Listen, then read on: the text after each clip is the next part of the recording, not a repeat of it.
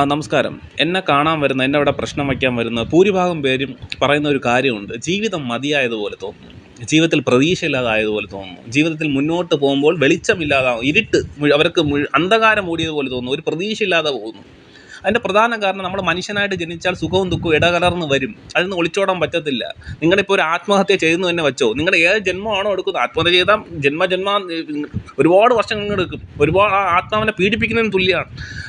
എന്നാണോ ആ ജനനം എടുക്കുന്നത്, ആ സമയത്ത് നിങ്ങൾ എന്ത് ദുഃഖത്താലാണോ മരിച്ചത്, അത് വീണ്ടും അനുഭവിച്ചാൽ മാത്രമേ നിങ്ങൾക്ക് അതിൽ നിന്നൊരു ആ ലൂപ്പ് നിങ്ങൾക്ക് ബ്രേക്കാക്കാൻ പറ്റൂ. അപ്പോൾ ആത്മഹത്യ ചെയ്യുന്ന നിങ്ങൾ ജീവിതത്തിൽ നിന്ന് ഒരിക്കലും ഒളിച്ചോടാൻ പറ്റത്തില്ല. ഓക്കെ, അപ്പോൾ സുഖവും ദുഃഖവും ഇടകലർന്ന് വന്നുകൊണ്ടിരിക്കും. ദുഃഖം വരുന്നതിൻ്റെ കാരണം കണ്ടെത്തി പരിഹരിക്കുന്നതിനാണ് നമ്മൾ ജ്യോതിഷവും പ്രശ്നമൊക്കെ നമ്മൾ അതിനാണ് നമുക്ക് ബുദ്ധിയും യുക്തിയും പ്രവർത്തിക്കേണ്ടത്. അപ്പം ഞാൻ പറഞ്ഞു വരുന്നത് വേറൊന്നും കൊണ്ടല്ല. ഇപ്പം ജൂൺ 2 മുതൽ വേടമാറ്റം സംഭവിച്ചു. പലരിലും നല്ല കാലമാണ്. ഇപ്പം നമ്മൾ ജ്യോതിഷികൾ മിക്കൊരു യൂട്യൂബിൽ നിന്ന് പറയാം, പൈസയ്ക്ക് വേണ്ടിയായിരിക്കാം, അല്ലെങ്കിൽ അവരുടെ യൂട്യൂബ് പ്രൊമോഷന് വേണ്ടിയാകും. വേടമാറ്റം സംഭവിച്ചു, നല്ല കാലമാണ്. പക്ഷേ ഉപാസനയിലൂടെ നോക്കുമ്പോൾ വേടമാറ്റം സംഭവിച്ചെങ്കിലും പ്രപഞ്ചം ചത്തുകിടക്കുക, പ്രപഞ്ചത്തിൽ ഈശ്വരാധീനം ഇല്ലാതെ നിൽക്കുന്ന സമയം അടുത്ത 3 മാസം സെപ്റ്റംബർ വരെ. ശുഭകാര്യങ്ങൾ ചെയ്യുമ്പോൾ നിങ്ങൾ ശ്രദ്ധിക്കണം. ഞാനിപ്പോൾ ഫലം പറയുന്ന ഒരു ചാനലല്ല, എന്നാലും ഞാൻ പറയാം.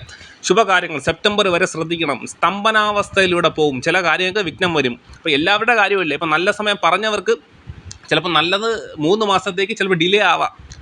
ഓക്കെ, അപ്പം നിങ്ങളുടെ ജ്യോതിഷത്തെ പഠിക്കും. ജ്യോതിഷം ഒരിക്കലും തെറ്റാറില്ല, ജ്യോതിഷം കൃത്യമാണ്. പക്ഷേ ഉപാസനയിലൂടെ നോക്കുമ്പോൾ പ്രപഞ്ചത്തിൽ നെഗറ്റീവ് എനർജിയുടെ സാന്നിധ്യം നല്ല രീതിയിൽ ഉണ്ടാകുന്നു. അപ്പോൾ വളരെ ശ്രദ്ധിക്കണം. അടുത്ത 3 മാസം ശുഭകാര്യങ്ങൾ ചെയ്യുമ്പോൾ ശരിയാണ്, വേഴമാറ്റം ദൈവാധീനത്തിൻ്റെ കാലം ഉച്ചത്തിലേക്ക് 12 വർഷത്തിന് ശേഷം ഉച്ചത്തിലേക്ക് വന്നിരിക്കുകയാണ്.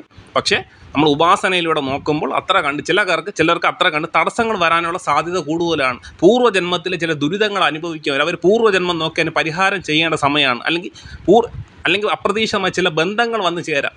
അപ്രതീക്ഷിതമായ ചില പ്രണയബന്ധങ്ങൾ കയറി വരാം. അത് നല്ലതാണോ ചീത്തയാണോ നോക്കേണ്ടത്. ചിലത് നല്ലതായിരിക്കാം, ചിലത് പൂർവ്വജന്മ ബന്ധമായിരിക്കാം. അതിൻ്റെ ദോഷമുണ്ടോ എന്ന് പരിഹരിക്കേണ്ട സമയമാണ്. സെപ്റ്റംബർ വരെ ശുഭകാര്യങ്ങൾ നടത്തണമെന്ന് പറയാനില്ല, ഒന്ന് ശ്രദ്ധിക്കണം.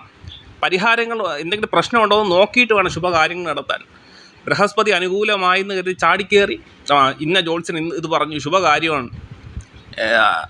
പക്ഷേ ചില ലക്ഷണശാസ്ത്രം അനുസരിച്ച് ചിലരിൽ പ്രപഞ്ചത്തിൽ നെഗറ്റീവ് എനർജിയുടെ സാന്നിധ്യമുണ്ട്. ശുഭകാര്യങ്ങൾ സെപ്റ്റംബറിന് ശേഷം, ഈ ചിങ്ങമാസം കഴിഞ്ഞതിന് ശേഷം മാത്രമേ നടത്താവൂ, എന്ത് ശുഭകാര്യങ്ങളായാലും.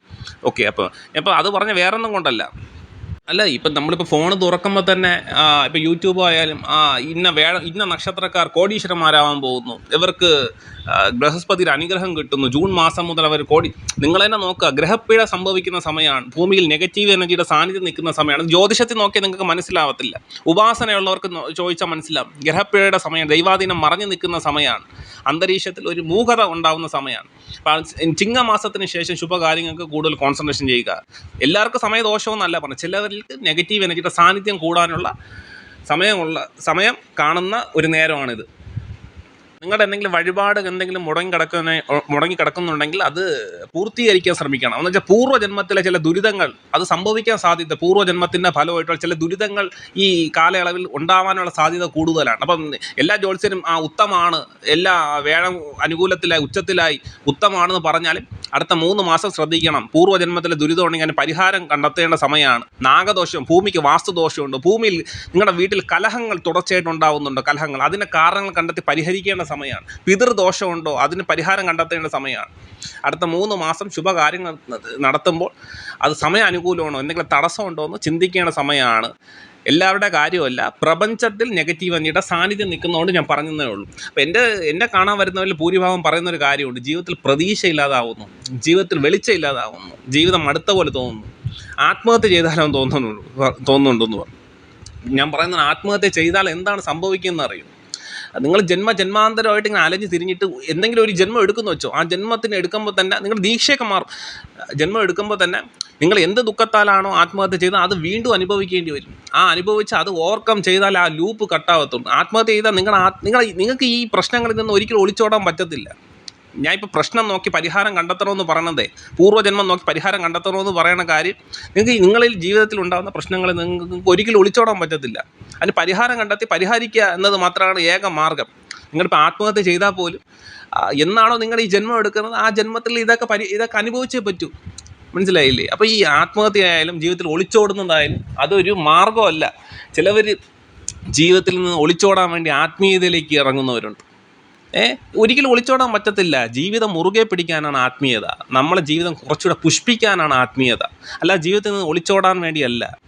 മനസ്സിലായില്ലേ? ചിലവർ ജീവിതത്തിൽ റെസ്പോൺസിബിലിറ്റീസ്, ഭാര്യയും മക്കളെ നോക്കാതെ ആത്മീയത എന്ന് പറഞ്ഞുകൊണ്ട് ഇറങ്ങുന്ന ഒരുപാട് പേരെ എനിക്കറിയാം. ജീവിതത്തിൽ നിന്ന് ഒളിച്ചോടാനുള്ളൊരു മാർഗ്ഗമല്ല ആത്മീയത.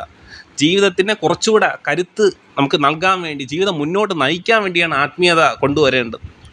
മനസ്സിലായില്ല? അപ്പോൾ ഞാനിപ്പോൾ പറയാൻ കാര്യം, ഞാനിപ്പോൾ ഗ്രഹപ്പിഴയുടെ കാര്യം പറയാനാണ് ഞാൻ വന്നത്. അല്ല, എന്നെ ഇവിടെ കാണാൻ വരുന്നതും ഓൺലൈൻ കൺസൾട്ടിങ്ങിന് വരുന്നവർക്കെല്ലാം ജീവിതം മടുത്ത പോലെ തോന്നുന്നു. അവർ ആത്മീയതയിലേക്ക് തിരിഞ്ഞാലോ എന്നൊക്കെ എന്നോട് പലപ്പോഴും ചോദിക്കും. അപ്പോൾ ഞാൻ പറയുന്നൊരു കാര്യം, നിങ്ങൾ ആത്മീയതയിലേക്ക് ഇറങ്ങിക്കോ. ജീവിതത്തെ ഉപേക്ഷിക്കാൻ വേണ്ടിയല്ല, ജീവിതത്തെ മുറുകെ പിടിക്കാൻ വേണ്ടി. ഈ സ്വന്തം റെസ്പോൺസിബിലിറ്റി, സ്വന്തം കർമ്മം നോക്കാതെ 24 മണിക്കൂർ അമ്പലത്തിൽ പോയി കിടക്കാനൊന്നും ആത്മീയതയിൽ പറയുന്നില്ല. ഓരോരുത്തരുടെ പൂർവ്വജന്മം അനുസരിച്ച് ഓരോരുത്തർ പോവേണ്ട അമ്പലമുണ്ട്, ഉപാസിക്കേണ്ട ദേവതകളുമുണ്ട്. അപ്പോൾ അതല്ല പറയുന്നത്. ജീവിതം മുറുകെ പിടിച്ചുകൊണ്ടാണ് ആത്മീയതയെ മുന്നോട്ട് പോകാൻ. സ്വന്തം മക്കളെയും ഭാര്യയും നോക്കാതെ 24 മണിക്കൂർ അമ്പലത്തിൽ പോയി കിടക്കുന്നതുകൊണ്ട് ആത്മീയതയെന്ന് എനിക്ക് പറയാൻ പറ്റത്തില്ല.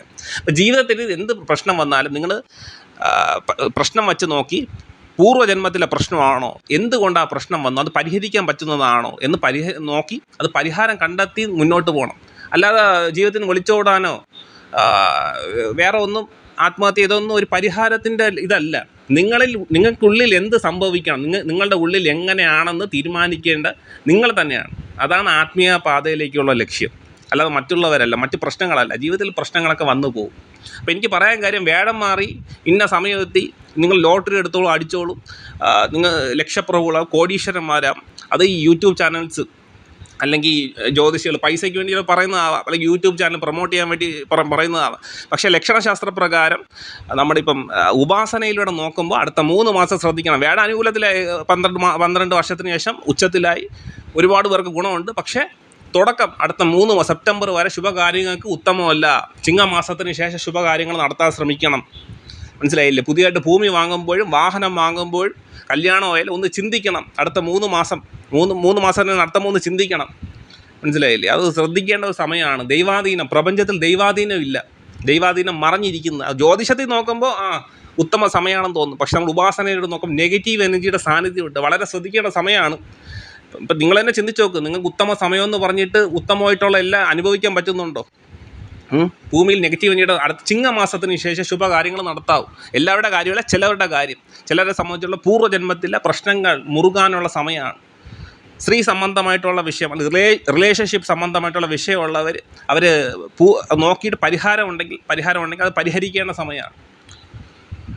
നിങ്ങളുടെ ജീവിതത്തിൽ നിങ്ങളുടെ ജീവിതത്തിൽ ഉണ്ടാകുന്ന എന്ത് പ്രശ്നങ്ങൾക്ക് ഒരു കാരണങ്ങളുണ്ടാകും. ആ കാരണം എന്തെന്ന് കണ്ടെത്തി പരിഹരിക്കുന്നിടത്താണ് നിങ്ങളുടെ യുക്തിയും ബുദ്ധിയും പ്രവർത്തിക്കേണ്ടത്. ദൈവത്തിന് പോലും നിങ്ങളുടെ ആന്തരിക സൗഖ്യം തീരുമാനിക്കാനാവില്ല. സ്വയം ദുഃഖം സൃഷ്ടിക്കാതിരിക്കാൻ നിങ്ങൾ തീരുമാനിച്ചാൽ പിന്നെ മറ്റാർക്കും അത് തടയാനും പറ്റത്തില്ല. അപ്പം നിങ്ങളുടെ സന്തോഷം ദുഃഖം എല്ലാം നിങ്ങളുടെ ഉള്ളിൽ നിന്നാണ് വരുന്നത്. നിങ്ങൾ തീരുമാനിക്കണം നിങ്ങളുടെ ജീവിതം എങ്ങനെയായി തീരണമെന്ന്, അല്ലാതെ ദൈവമല്ല. ഒരാൾ ക്ഷേത്രത്തിൽ പോകണം ശയിക്കാതിരിക്കാൻ, അവൻ്റെ പ്രഭാവലയം ശയിക്കാതിരിക്കാൻ. ശൈതി ഇതിത്രയാ, സ്വയം നശിക്കാതിരിക്കാനാണ് ക്ഷേത്രം. ഒരിക്കലും അവിടുത്തെ ദേവത നിങ്ങളെ രക്ഷിക്കുമെന്നല്ല. അവിടെ പോകുമ്പോൾ നമ്മളെ പ്രഭാവലയത്തിലെ നെഗറ്റീവ് എനർജി മാറ്റാൻ പറ്റും. നമ്മളിപ്പം വാഹനം ഇന്ധനം നിറയ്ക്കാൻ കയറി, നമ്മളിപ്പം ഫ്യൂൾ ടാങ്ക് നിറയ്ക്കാൻ പെട്രോൾ പമ്പിൽ കയറാറില്ല, അതുപോലെ തന്നെ ശൈതി ഇതിത്രയാ, ശയിക്കാതിരിക്കാനാണ് അമ്പലത്തിൽ പോകുന്നത്. അത് പൂർവ്വജന്മം അനുസരിച്ച് ചിലവർ പോകാൻ പാടില്ലാത്ത അമ്പലങ്ങളുണ്ട്, ചിലർ പ്രാർത്ഥിക്കാൻ പറ്റാത്ത ദേവതകളുണ്ട്. പൂർവ്വജന്മം നോക്കിയിട്ട് ഇന്ന അമ്പലത്തിൽ പോകാവൂ, അല്ലെങ്കിൽ ഇന്ന ദേവതയെ ഉപാസിക്കാൻ പാടുള്ളൂ, അങ്ങനെയൊക്കെ ഉണ്ട്. അതൊന്നും നോക്കാതെ മന്ത്രദീക്ഷ ഇല്ലാതെ മന്ത്രം ജപിക്കുന്നവരൊക്കെ ഒരുപാടുണ്ട്. അതൊക്കെ കൊണ്ടാണ് നിങ്ങളുടെ നെഗറ്റീവ് എനർജിയുടെ സാന്നിധ്യം. ചിലരെ സംബന്ധിച്ചാൽ ശുക്രദശയായി, വേഴദശയായി, ഒരു മാറ്റവും ഇല്ല. എൻ്റെ അടുത്ത് കാണാൻ പറ്റുന്നുണ്ട്, ഇന്ന വയസ്സ് മുതൽ ഒരുപാട് ഗുണം കിട്ടും, പക്ഷെ ഒന്നും കിട്ടിയില്ല എന്ന് പറഞ്ഞ് എൻ്റെ അടുത്ത് പരാതി പറഞ്ഞ ഒരുപാട് പേരുണ്ട്. അവരുടെ നോക്കുമ്പോൾ അറിയാം, ഇവർ നെഗറ്റീവ് എനർജിയുടെ സാന്നിധ്യം, ഇവരെ പൂർവ്വജന്മത്തിൽ ആ ദോഷം മാറ്റാതെ അവർക്ക് ജീവിതത്തിൽ എങ്ങനെയാണ് ഉയർച്ച ഉണ്ടാകുന്നത്? മനസ്സിലായി? ജ്യോതിഷം തെറ്റല്ല, ജ്യോതിഷം വളരെ ആക്യുറേറ്റ് ആണ്. പക്ഷേ നമ്മൾ ഈ ഉപാസനയിലൂടെ നിങ്ങളെ ബാധിച്ചിരിക്കുന്ന ചില പ്രശ്നങ്ങൾ നോക്കണം. അപ്പം ഞാനിപ്പോൾ പറഞ്ഞപ്പോൾ വേടമാറ്റം സംഭവിച്ചു. ജൂൺ 2 മുതൽ ഒരുപാട് പേർക്ക് ഗുണം തന്നെയാണ്, ഒരുപാട് പേർക്ക് ഗുണം കിട്ടുന്നുണ്ട്. പക്ഷേ നെഗറ്റീവ് എനർജിയുടെ സാന്നിധ്യം നിൽക്കണം. നിങ്ങൾ ശുഭകാര്യങ്ങൾ നടത്തുമ്പോൾ, വീട് വയ്ക്കുമ്പോൾ, ഭൂമി സംബന്ധമായിട്ടുള്ള വിഷയം, സ്ത്രീ സംബന്ധമായിട്ടുള്ള വിഷയം, കല്യാണ വിഷയം, വാഹനം, ഇതൊക്കെ നടത്തുമ്പോൾ, ഇതൊക്കെ എടുക്കുമ്പോൾ വളരെ ശ്രദ്ധിക്കണം. ചിങ്ങമാസം വരെ ശുഭകാര്യങ്ങൾ നടത്തുമ്പോൾ ശ്രദ്ധിക്കണം. നെഗറ്റീവ് എനർജിയുടെ സാന്നിധ്യമുണ്ട്. ദൈവാധീനം, പ്രപഞ്ചത്തിൽ ദൈവാധീനത്തിൻ്റെ ഒരു കുറവുണ്ട്. ആ ജ്യോതിഷ സംബന്ധമായിട്ടല്ല, നമ്മൾ ഉപാസനയിലൂടെ ഫലം കാണുന്നതാണ്. ഓക്കെ. അതുപോലെ റിലേഷൻഷിപ്പ് സംബന്ധമായിട്ടുള്ള, പ്രണയ സംബന്ധമായിട്ടുള്ള വിഷയങ്ങൾ വരും. അടുത്ത 3 മാസം ശ്രദ്ധിക്കണം. ചില അപ്രതീക്ഷിത ബന്ധങ്ങൾ തിരിച്ചു വരാം, ചില അപ്രതീക്ഷിത ബന്ധങ്ങൾക്ക് തിരിച്ചടികളുണ്ടാകും. പ്രണയ സംബന്ധമായിട്ടുള്ള, അതുപോലെ പുതിയ ബന്ധങ്ങൾ ഉടലെടുക്കുമ്പോൾ ശ്രദ്ധിക്കണം. മനസ്സിലായില്ലേ? 3 മാസത്തേക്ക് ആ ബന്ധം പൂർവ്വജന്മമായിട്ട് ബന്ധമുണ്ടോ, ആ ബന്ധം നല്ലതാണോ എന്നും കൂടെ ഒന്ന് ചിന്തിക്കുന്നത് നന്നായിരിക്കും. 3 സെപ്റ്റംബർ വരെ, ചിങ്ങമാസം വരെ. ദൈവാധീനം ചിലരിൽ ദൈവാധീനം കാണും, ചിലരെ സംബന്ധിച്ചിടത്തോളം ദൈവാധീനം മറിഞ്ഞ് നിൽക്കുന്നുണ്ട്. അപ്പോൾ വേഴമാറ്റം മാറിയാലും നിങ്ങളെ സംബന്ധിച്ചിടത്തോളം മഹാവിഷ്ണു പ്രീതി വരുത്തുന്നത് നന്നായിരിക്കും. മഹാവിഷ്ണുവിനെ കൂടുതൽ ഭജിക്കുന്നത് നന്നായിരിക്കും. ഓക്കെ, ഞാനിപ്പോൾ ഇത് പറയാൻ വേണ്ടിയാണ് വന്നത്. ജീവിതം പലരിലും ബുദ്ധിമുട്ടുണ്ടാവുന്നു, ജീവിതത്തിൽ പ്രതീക്ഷയില്ലാതാവുന്നു, പല രീതിയിലുള്ള പ്രശ്നങ്ങൾ അവർ നേരിടുന്നു എന്നൊക്കെ പറയുന്നു. എനിക്ക് മെസ്സേജ് അയക്കാറുണ്ട്, അല്ലെങ്കിൽ എന്നെ വന്ന് കാണാറുണ്ട്. ഒന്നുകൊണ്ട് പേടിക്കേണ്ട, അത് നിങ്ങളുടെ എന്തെങ്കിലും ഒരു തടസ്സമായിരിക്കാം. നിങ്ങളുടെ പ്രശ്നം വെച്ച് നോക്കി നിങ്ങളുടെ ആ പ്രശ്നം എന്തെന്ന് കണ്ടെത്തി അത് പരിഹരിച്ച് ജീവിതം തിരിച്ചു പിടിക്കുക. അല്ലാതെ എന്തെങ്കിലും ഒരു പ്രശ്നം വരുമ്പോൾ ജീവിതത്തിൽ ശപിച്ച് ജീവിതം മതിയായി എന്ന രീതിയിൽ ചിന്തിക്കുകയല്ല എന്ന് വേണ്ടത്. മനസ്സിലായില്ലേ? പലരും എൻ്റെ അടുത്ത് കരഞ്ഞ് മെസ്സേജ് അയക്കാറുണ്ട്, വന്ന് കരയാറുണ്ട്. അപ്പോൾ കരച്ചിലൊന്നും അല്ല. ജീവിതം എന്ന് പറയുമ്പോൾ ജീവിതത്തിൽ എന്തെങ്കിലും പ്രശ്നം ഉണ്ടായാൽ ജീവിതം തിരിച്ചു പിടിക്കാനുള്ള മാർഗ്ഗം നിങ്ങൾ കണ്ടെത്തണം. ഓക്കെ, നന്ദി, നമസ്കാരം.